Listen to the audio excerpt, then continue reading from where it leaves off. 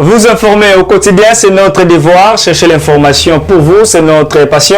Madame, Messieurs, bonjour, bonsoir. Ça dépend de l'ère à laquelle vous nous suivez. De partout dans le monde entier, bienvenue dans votre émission Basangoya Congo, rumeur de Kinshasa, votre chaîne, dans votre chaîne. On est là pour vous informer à temps réel. Politique Yamboka, social Yamboka, Oetali Biso, Telba Congo Mani, Mikolo Komi, Père des mères, bonjour.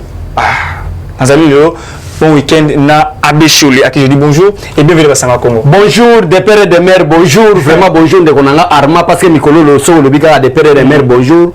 Côté à maman Fifi Masuga kuna et puis cette polémique parce que batleta rapé et mawe jo azai titulaire ne rwa mutu moka buta kota ba Uganda. Maman Fifi lelo émission lelo peto lo baba bien fait non akati nandeko Arma journaliste makasi. To développer. Bote vraiment semaine à malamu week-end ya malamu.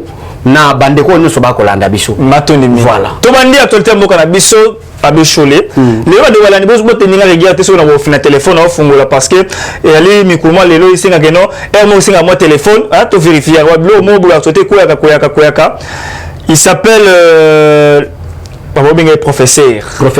professeur Nemi Mulania Wilonja alobi landana de combo ndeko Arma s'il vous plaît. Nemi Mulania Wilonja. Yanda combo. Pas de problème. Tout ça fait des gens de gouvernement Wilonja. Tolanda la moto la journaliste t'a posé question. As-tu été? Parce que je vais répondre catégoriquement Nemi aujourd'hui et il va regretter pourquoi il est venu faire de la politique au Congo. As-tu été il y a 13 heures? Félix Tshisekedi 2023 jours 561 jours, 18 mois, 80 semaines, 13 481 heures, 8008 907 minutes a commis au revoir. Malbombo Kayo Abécholé. Nemi Mulani Ndekonanga na habité papa ou papa Mikolo bafandi pendant 18 ans na série Joseph Kabila. Tikanga na répondre Nemi Mulani. Nemi Mulani o bazo ba directeur à cabinet Joseph Kabila. Nemi Mulani directeur ya cabinet ya Joseph Kabila. Qui a trahi d'abord Joseph Kabila parce que Joseph Kabila le soit bima incompétent parce que azai Kabila malungati oh ba cabinet basa parce que le même moi en école maternelle a yebi malamu que c'était une malédiction au Congo d'avoir Joseph Kabila comme chef de l'État. Ça c'est premièrement. Mais moi muke ayemba ndeko Arma s'il vous plaît au moment même na nzembo bat bayemba biso nyoso to lela ya chichi boya e Kabila zonga na Rwanda boya e Kamere zonga Burundi boya e Kimbuta Meli Jambalangwe boya ye ezaki façon ozongi sa peuple congolais comment est-ce que banzembo wana esaraki babeze à cause de l'incompétence il y a Joseph Kabila na tête à la pays et là Nemi Mulania c'est petit mineur politique parce que Nemi Mulania Bili Kambale baza groupe ba petit mineur politique qui ne comprend rien à politique et a ça la déclaration contre le président de la République pour dire au peuple congolais que Félix Tshisekedi a tiré 561 jours Atikali na 80 semaines Atikali na ceux qui combien alobi 13 481 heures 13 000 dollars qu'est-ce ba heure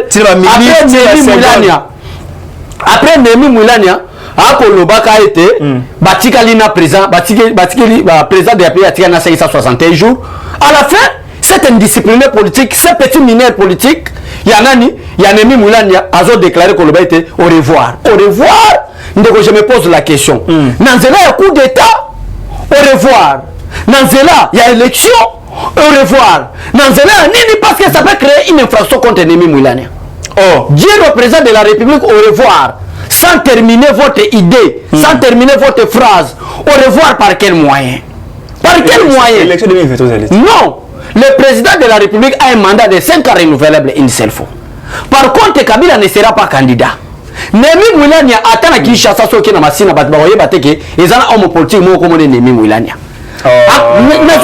Député. Parce que vous êtes journaliste d'investigation. Moi je suis communicateur d'un grand parti IDPS.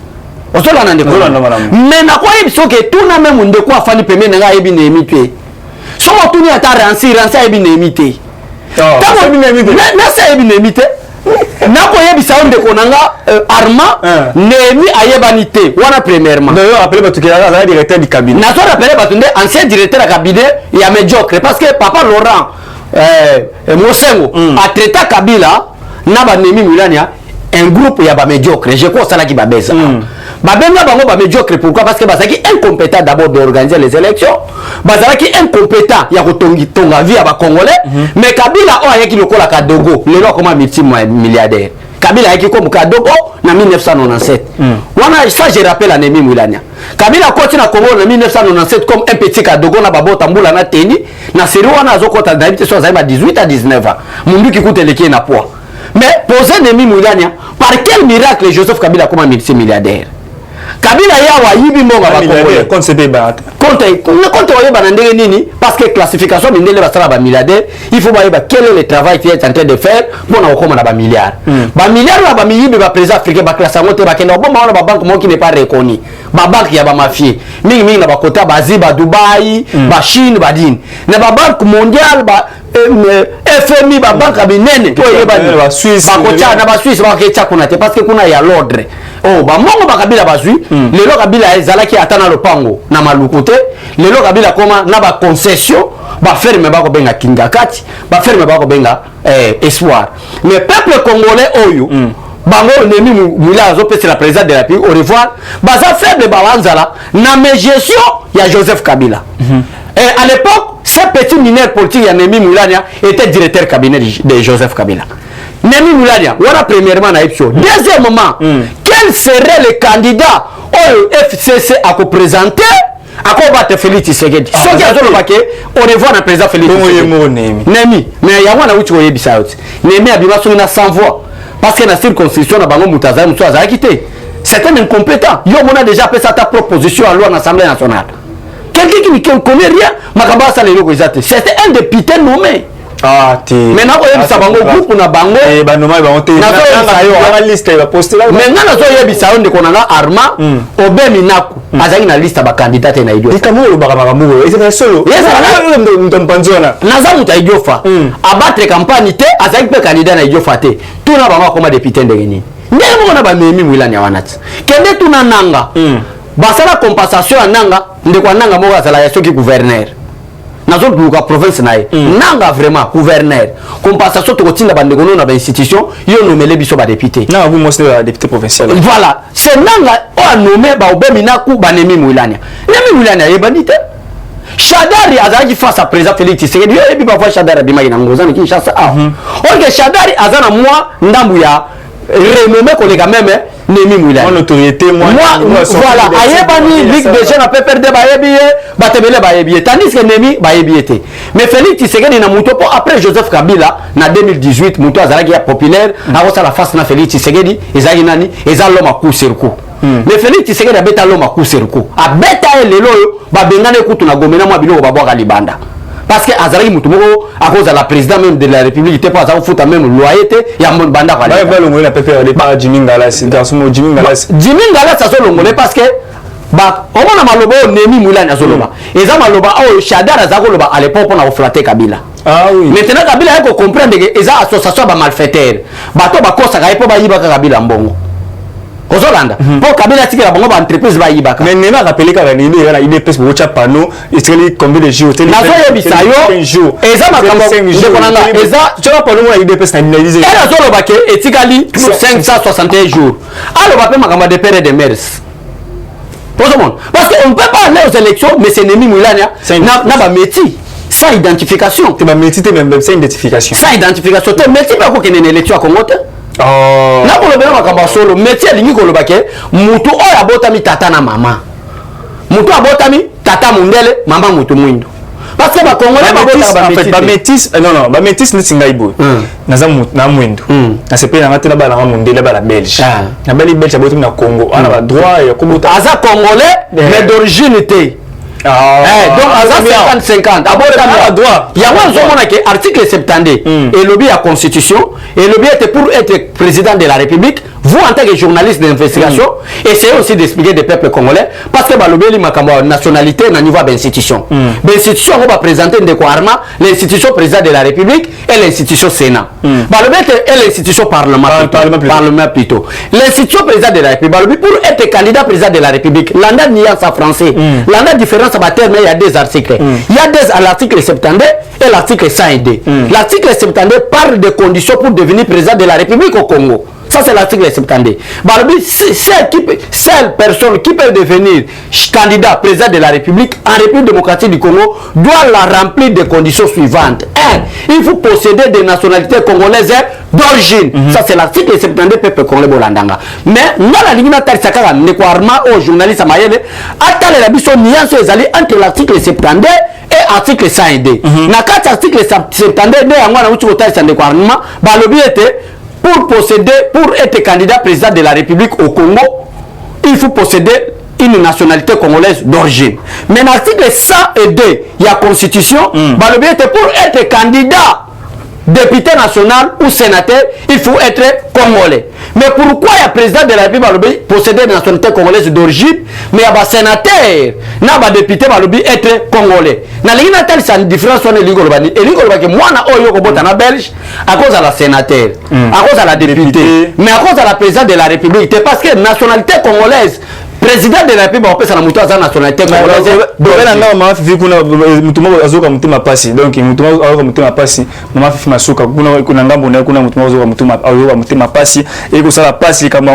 il y a Congolais les pères et les pères, Congolais les pères et les mères. Bonjour. Restez branchés. Lubumbashi Wantashi. Bana Grand Katanga tout na 5 Tanganyika, Lualaba, Kuna, donc tout na 5 minutes kamoko na pesi binombote. Vous restez branchés. Tout qui va sango tu vas de la mouki de information oh il paraît mon général n'a pas sur beauté Sylvain Bala c'est l'instinct Bala plutôt Makangi. Ah, d'abord c'est une fausse alerte, fausse information. Problème est aligné de konanga. Ceux qui Hollandi maloba ya nemi mwilania. Peuple congolais boza batemo bolanda makambo na koloba. Hollandi bato ba pesi ba fausse alerte na ba fausse information na ba réseaux sociaux que le chef d'état-major Célestin Mbala aurait trahir le chef de l'État. C'est une fausse alerte, une fausse information. Serré aux arrêts. Serré aux arrêts. Nana Kangi. Bon, quand même pour. Na lobité que Aza au-dessus de la loi. Mais c'était commandant des forces armées de la République démocratique du Congo. On va expliquer pour la population là.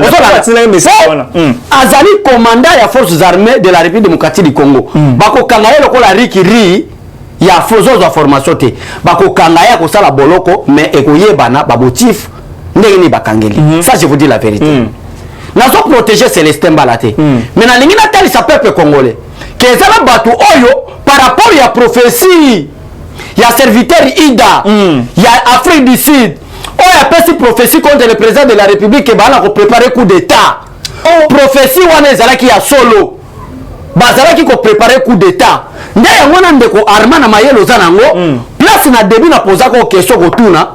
Makambo yo nemi milania. Azo baki au revoir. Azo diembela sima ba élection ou soit azala qui na sima bato bazala qui ko préparer coup d'état contre le président de la République.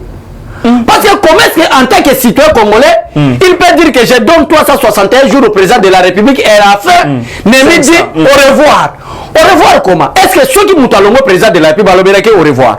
On peut dire au revoir à Mouto peut-être à Kofi, parce que tout le monde en a sous-sauté. Kabila a l'homme a au revoir. Il a fait un mandat.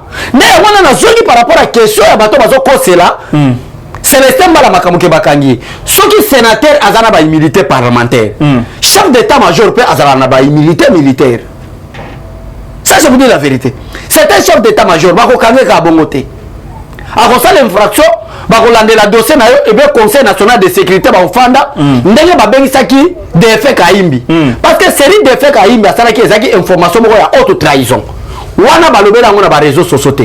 DF Kaimbi azako sala information ya haute trahison. En dehors, il y a haute trahison au DF Kaimbi azako sala ataki ko préparer coup d'état contre le président de la République. Ndaya ngona peuple congolais bomonaki nemi million azaki numéro à président de la République atiango à l'écoute pour contrôler le chef de l'État va voir nous sala libanda mboka pe na kachamboka. Il préparait un coup d'état. Wana balobata ke DF Kaimbi asali boye mais à Célestin Mbala objectif na bango ezali batia méfiance entre le chef d'état-major général des forces armées et le président de la République. Pour l'adversaire va préparer comme ça la mabe contre le président de la République. Oyo serviteur de Dieu Afrique du Sud qui ont révélé en asala même la ligne asala même la vidéo ezali que bana ko planifier coup d'état. Ndé yango na koloba. Bato ba ko planifier coup d'état contre le président de la République. Nemi milena za na kati tende ko arma. Na ibité. Comment est-ce qu'il y a le président de la République au revoir? Bon, quel est le candidat? Élection, l'élection, c'est bien. Chef de l'État. Si chef d'État. Non, ce qui n'est mis dans cadre d'élection, il aurait dit que 2023 s'approche, nous allons battre le président de la République aux élections de 2023. Mais dire que ça reste seulement 561 jours. Après, c'est un nombre d'heures, un nombre de semaines, un nombre de mois. Et à la fin, il dit au revoir. Où est le terme élection là-bas? En attendant, il y a une prophétie qui est en train de circuler contre la mort du président de la République. Mais toi, tu parles, il y a au revoir après 365 jours. En attendant, 561 jours. Mais à la serviteur de Dieu, à prononcer, on est en train de planifier la mort contre le président de la République. Mais Némi Moulania donne au président de la République sous forme à 14 jours pour dire il reste à Félix Tshisekedi 561 jours. Quel est le coup que Némi Moulania est en train de préparer contre les chefs de l'État? Ça c'est premièrement. Avion pe kana est et ça la nini ba benolini et c'est la biscuit kara to ba crash celui kara celui nini chef d'État na est ba avion ça ba crash. Voilà. Kara ça crash kuna. Kaka na moment oui, ça je vous dis. Prophétie oyo na yebi madame que la parole de Dieu déclare ce qui est révélé est condamné. Du fait que la prophétie est déjà révélée contre le président de la République, cela est déjà condamné. Félix Tshisekedi ne mourra pas. Félix Tshisekedi sera là pendant 10 ans en tant que chef de l'État congolais. Mais je voulais demander à la justice congolaise que la justice puisse interpeller M. Némi Moulania a expliqué la justice congolaise si président Félix Tshisekedi 361 jours. Il est en train de préparer un coup d'État ou quoi? Ça c'est premièrement. Deuxièmement, de quoi Armand? Il y a méfiance entre les chefs d'état-major et le président de la République. Va diaboliser. Or, on a un chef d'état-major, on a un président de la République, parce que dans le domaine, il y a militaire, il y a armée. Après le président de la République, c'est le chef d'état-major. Après le président de la République, dans le domaine militaire et armement, c'est le chef d'état-major. Mais quand ça peut qu'on a les réseaux sociaux, que Célestin Mbala a été arrêté parce qu'il a trahi le président de la République, Alinga Salabo pour diaboliser le peuple congolais. Mais quand on fait prophétie, et Zali Kobima contre le président de la République, où on prépare la mort contre le président.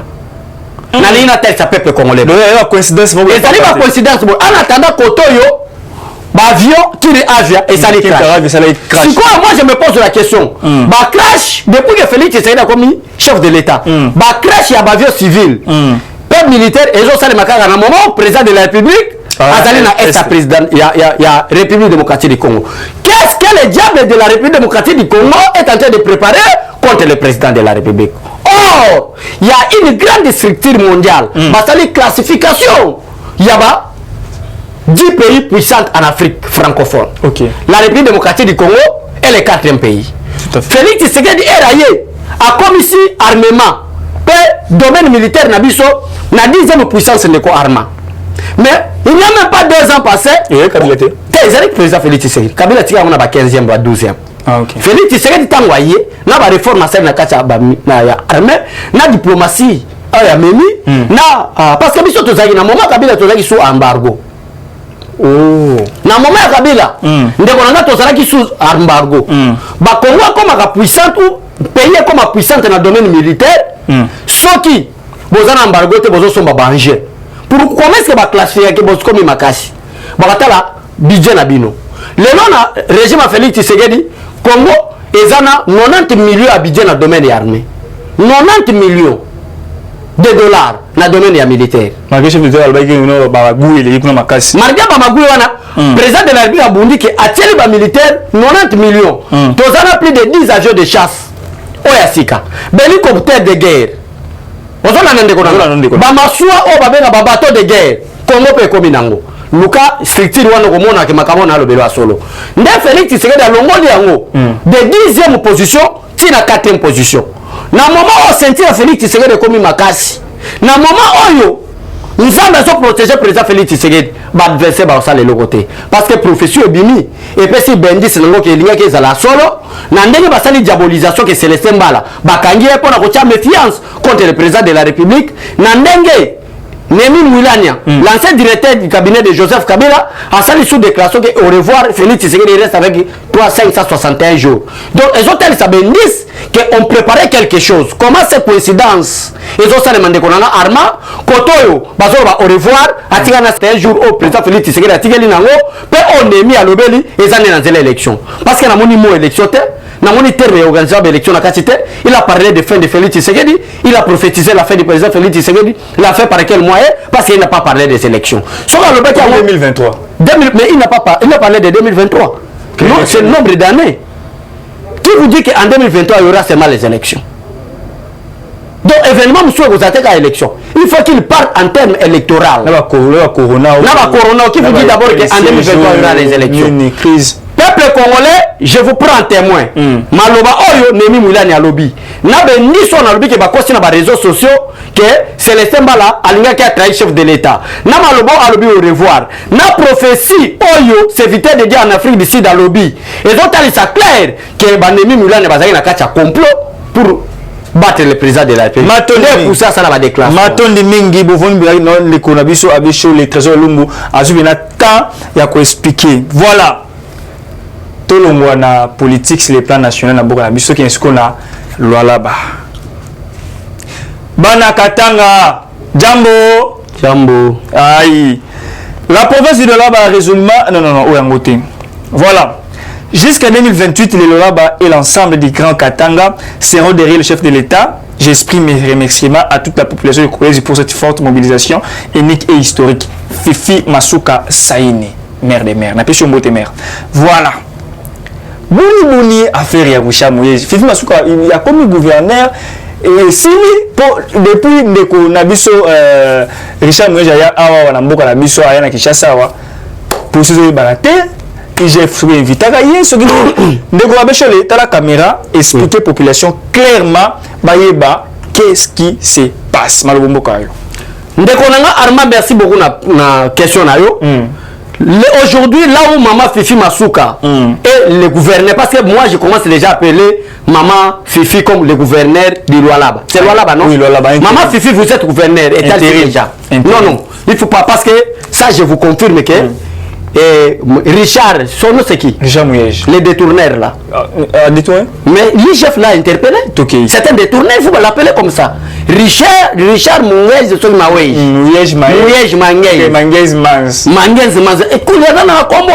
Au moins qu'il y a comme une comédie là, bas détournement. N'a comme aux autres, c'est clair. Maman Fifi a sali inspection, il y a une entreprise minière. N'a pas dit ok, voilà, bah, ils ont moko ya ba province. Ils ont côté Sambongo. Tala espace mukio batike la ki Maman Fifi. Asili gouvernorat, asisi bâtiment et assemblée provinciale, azana kotonga ba différents bâtiments administratifs pour la province de Lualaba. Le 21 mai, à ma caverne numéro 1 de Lualaba, j'ai procédé à la pose des premières pierres de la construction des ponts modernes qui va relier l'avenir Tchata et Ungu Ngandu prolongé à Kolwezi. Voilà. Mais ce qu'on bêti na Richard, ou azaki titulaire ou alongwe, il j'ai fait bloquer parce qu'il y a un détournement grave. À raison de moi j'adresse au président de la République. D'abord pour continuer la histoire à Maman Fifi pour continuer parce que c'est jusqu'à présent dans mon meilleur gouverneur. Il a la volonté d'aider le président de la République. Hier, l'inspecteur général des finances, Gilles Alinguete, a frôlé la mort hier vendredi matin le 18 juin 2019 dans groupe aux armées. Pourquoi la lobby au Balinga Baboma, inspecteur des finances, Babani ko landelaye. Na bato bazo préparer coup d'état contre les chefs de l'état, na bato bako préparer coup d'état contre bato à Valère, na bato bako linga Maman Fifi te, na bato bako linga bato bako soutenir président Félix Tshisekedi. Parce que Maman Fifi Masuka azali gouverneur ya Lualaba. Azalaki ancien membre à FCC. Mais sous pression à Joseph Kabila. El Kabila a une pression, na pouvoir, somo boy, au salaire de démocratie, ba au salaire mabe. Tomoni makambawa. Maman Fifi on a vraiment que non. Régime Kabila ezaki régime ba médiocre. Régime ya banti valeur. Abani ko dénoncer ba mabe ya titulaire ne azalaki ko sala. Ba compte fictif. Oyo gouverneur Richard azalaki ko sala. Ne yango ne poussaki Richard Mangenz aki Afrique du Sud ko sa malade. Abelaki te.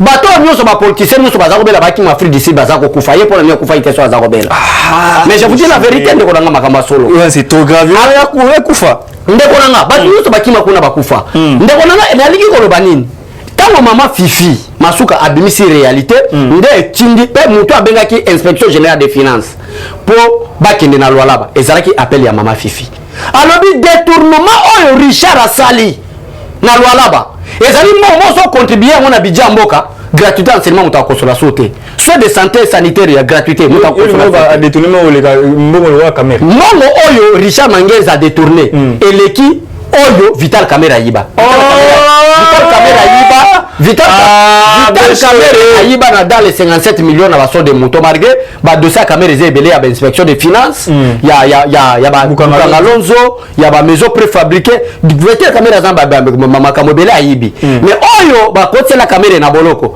ezana 57 millions mais Mangez ayibi mbongo ndeko nanga ya ba entreprise minière ya Lualaba parce que Lualaba kuna andeora ba taxe mususu il y a beaucoup des entreprises minières nyango zo mona mutazo linga azala taburku messe na Lualaba ke azala ministre OK parce que cop na bango komaka ba minerai amboka na biso alors moi j'adresse le message au chef de l'État et au ministre de l'Intérieur parce que le ministre de l'Intérieur est le chef direct yaba territorial yaba gouverneur mais c'est Assali Daniel Asselo le vice-premier ministre de l'Intérieur son excellence monsieur le président de la République regardez la côté à Lualaba côté mama Fifi Masuka Zali akosala musala kitoko les autres sont dans un espace moqué budget à Lualaba mati osomona que budget zalaki ko kitaka okita mais mama Fifi Masuka na bolamu na kosala pona kosunga bana mboka budget sali nini et mati nde ngwana na bidé moi je suis de l'IDPS mais mama Fifi azaki mutai de PCT or que la lutte de l'IDPS est de soutenir les valeurs na moni vraiment qu'il y a des grandes valeurs na kati ya mama Fifi pour aider la province ya Lualaba. Pourquoi mama Fifi azotonga babiloko na Lualaba? Parce que Lualaba ezalaki moko ya ba territoire ou ya ba district à l'époque na ko démembrement ba province et comme une grande province. Il faut reconstruire o Richard Mangeza sa osala te mama Fifi asale nini? Asale yango. Alors le kola Lualaba kuna ba komisa ngo parce que Lualaba Tanganyika côté zoe ezalaki nini? Tanganyika motangi. Tanganyika na Okatanga. Kuna Kabila kenako chaka kabatu na pour balkaniser les Katanga. Na kuna Kabila kenako chaba zoe Kabila ba Richard na ba Kiabula. Oya Okatanga. Timaka Kabula katu azali quand même fidèle à Fachi. Je vous dis. Kabula Richard Kabula je te salue mon vieux. Azali. Je vous salue. Azali vraiment la nini. Kiabula a changé parce que Monique Bakou va s'ako préparer contre le président Simbité. Mais ça je vous dis la vérité, Kabila kenako chaba Kiabula ba Richard Mangez ba Zoé Kabila il planifiait comment balkaniser les Katanga. Mais mutabani ko de jouer na biloko wana za mama Fifi nde ngwana mongo za na ko circuler po ba tia pétition contre mama Fifi bois le baki aza incompétente à ko kate ba zo Richard Mangez va ça nini. Donc c'est pour préparer le coup de Joseph Kabila au niveau de où de Lualaba.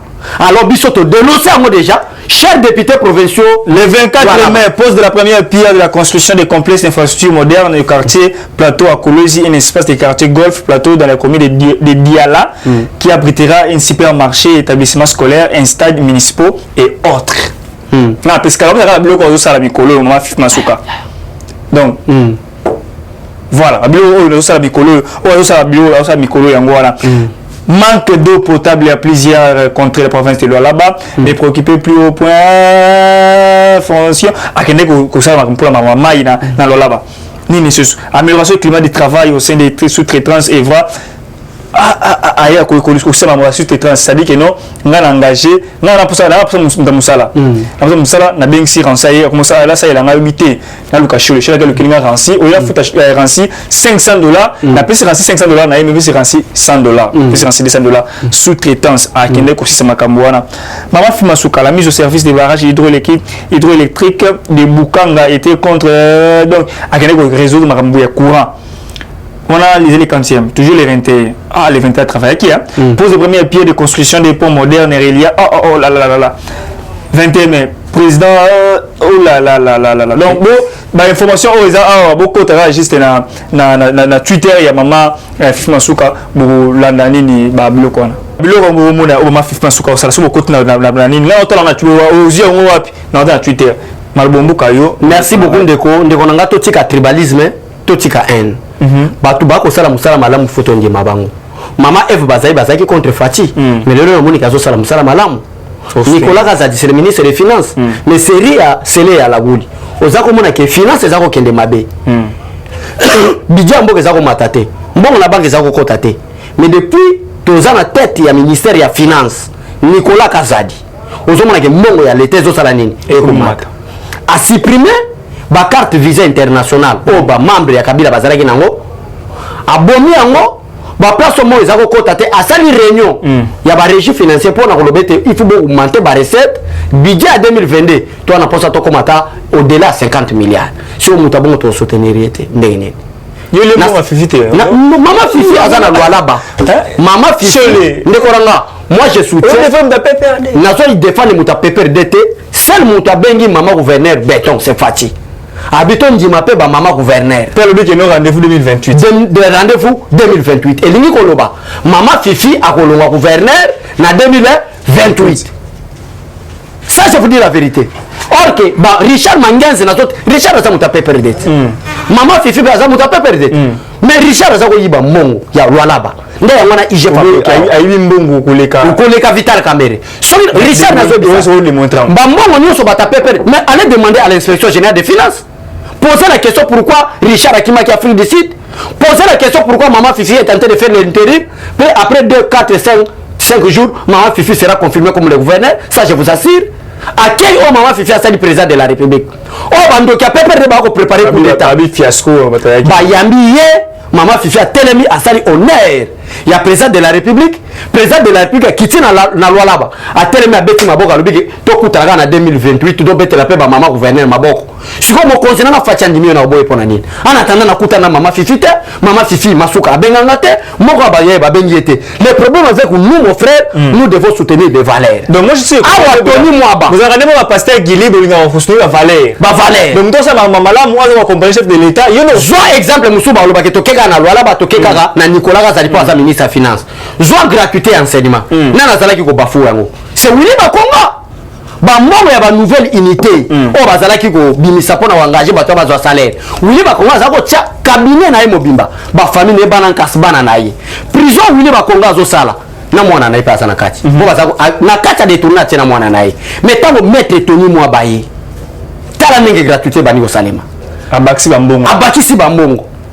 Bamongo nani babazo bakisa bansenya eza gouvernement central bien sûr mais sous le trichement des ministres Yanine elingo bake mongo wane uti na DGDA te ba contribuer eza ka ba recette locale na ministère ya EPST nde bango lo balobi kito bakisa tala ministre malam siko boy soki to commissaire merci beaucoup papa Tony Mwaba merci beaucoup Didier Bidimbu le ministre des hydrocarbures na on dit maete nazo biso soko tali programme na ye ozomona par exemple na kati ya hydrocarbure na kati ya hydrocarbure ozomona sa journaliste mayele poser la question ya sala nini na kati ya ça na poser la kota en fait ko boko tana cabinet na kota na groupe ya ba information ya na groupe ya bo recruter ba jury ba journaliste to kota na kati odo ba nini oyo ndeko dimudimbu azosala c'est la kasina ebisa c'est très important ndeko nanga soki tozana ministre moko ya sérieux na hydrocarbure lokola ba Didier Budimbu.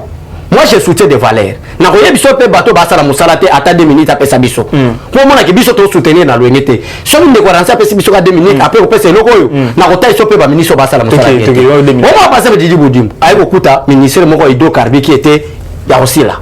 Muto azalaki et liboso Didi Boudimbu aza. Ezaki moko ya biso ya IDPS. Ancien secrétaire général comme on est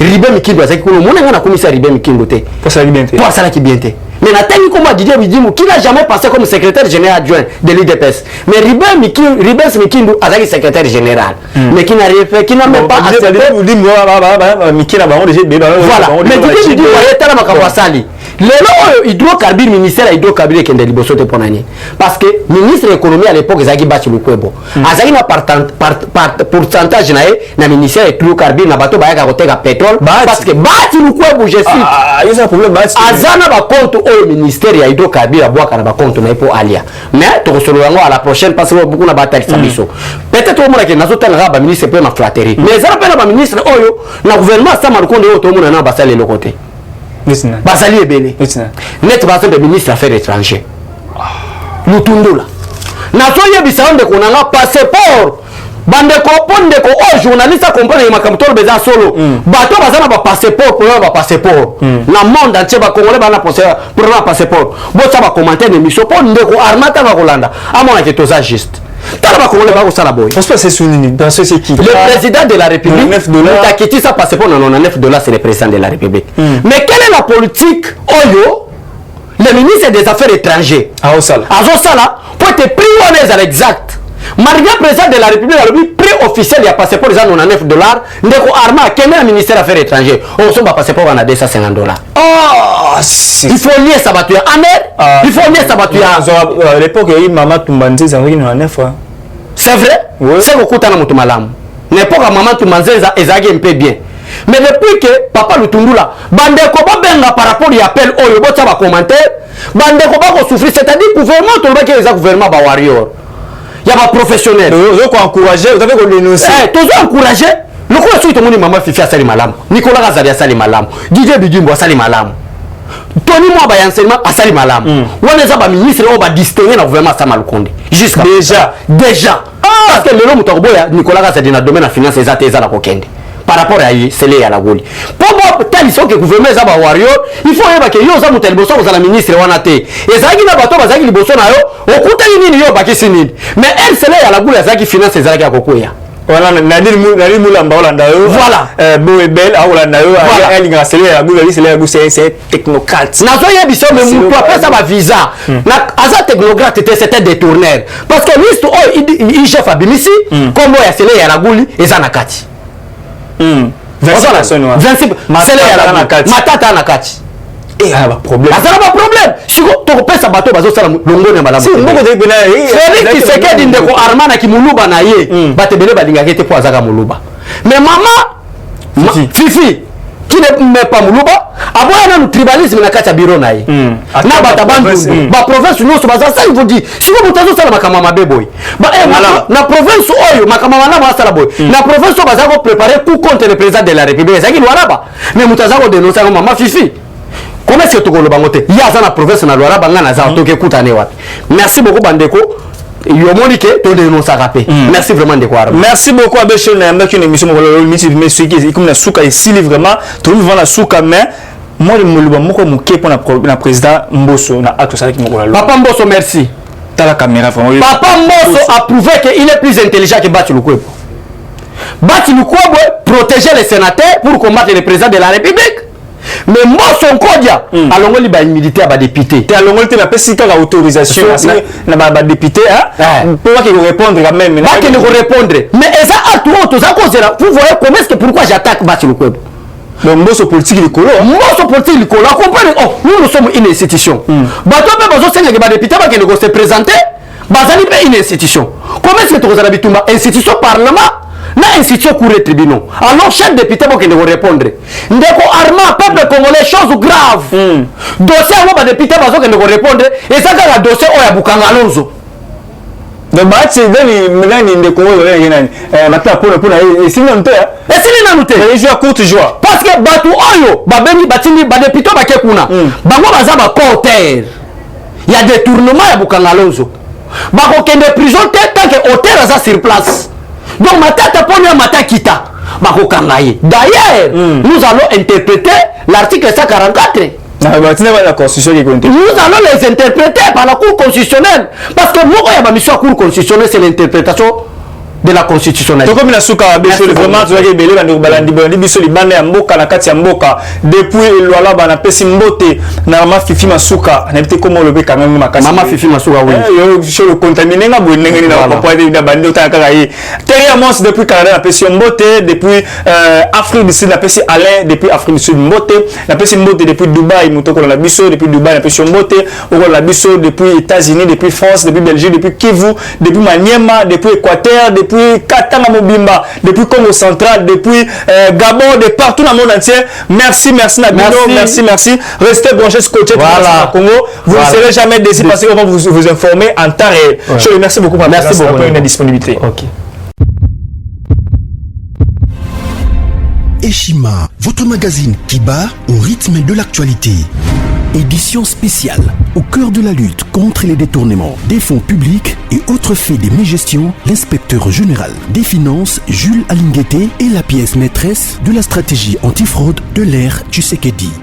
Expert des finances, en moins d'une année, Jules Alinguete a su dire halte aux détourneurs, dénicher les fossoyeurs de l'économie congolaise et déjouer les stratégies de vol des deniers publics au point de devenir le symbole de la lutte contre la corruption en RDC.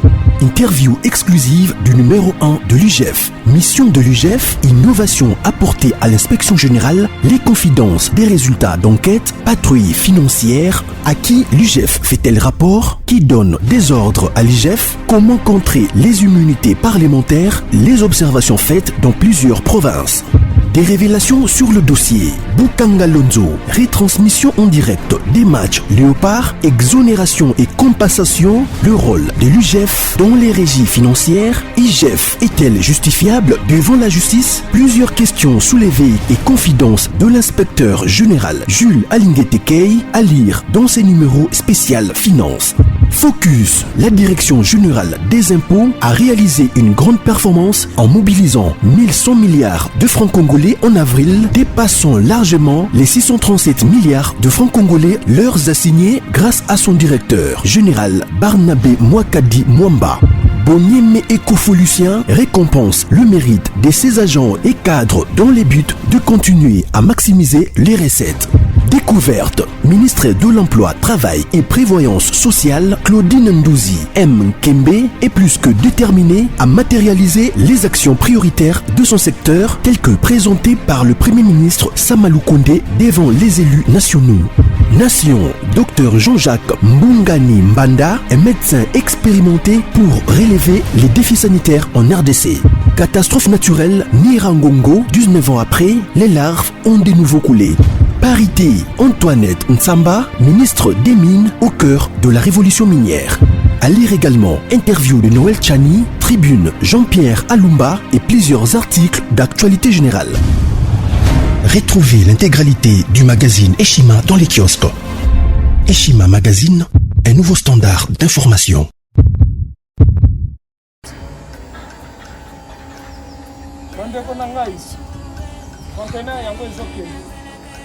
Le 26 mai, les conteneurs. Conteneur chaque mois. Donc, next ekozala le 26 mai. Olingo tinda velo. Mutuka. Lise si otangi. Biloko tout pour même na biso. Benga biso. Comme ça, toya, so même biloko tout tinda na Congo.